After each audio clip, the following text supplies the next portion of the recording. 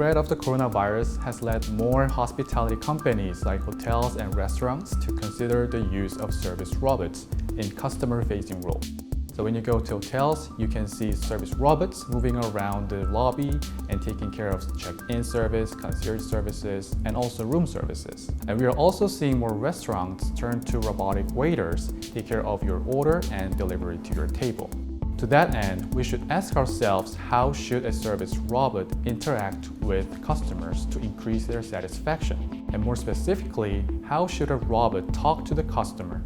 So that's the main question that my co-authors and I tackled in this research. So we looked at whether they should use literal or figurative language in a service encounter.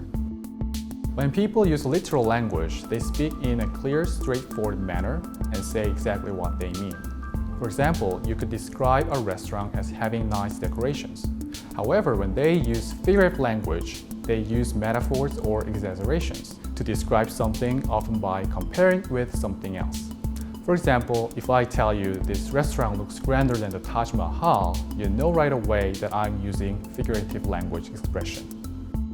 In our research, we found that when customers interact with human service providers or service robots, they prefer literal to figurative language. In our experiments, customers evaluated service encounters with a human service provider who used literal language at around 6 out of a scale of 7 and 5.6 for a service robot who used the same language. However, they rated service encounters with figurative language much lower at about 5.4 for human servers and 4.8 for service robots.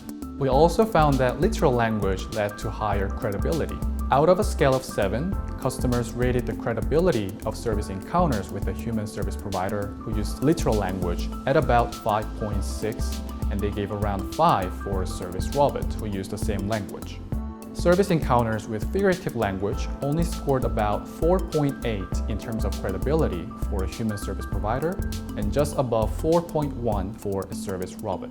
So our main finding suggests that the same language rules that we usually apply to other people could also be applied to service robots. So therefore, literal language tends to be more appropriate in face-to-face interactions between customers and service robots. So for example, when hotel guests ask for robot concierge for recommendations for shopping malls, restaurants, or hotel facilities, they expect to receive simple, straightforward instruction that answers to their questions.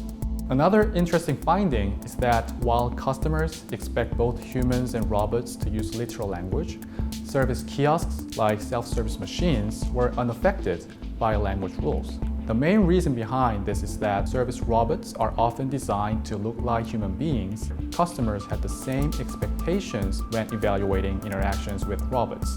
But on the other hand, for service kiosks, since they lack human-like features in terms of their appearance, customers did not have the same human-to-human communication expectations.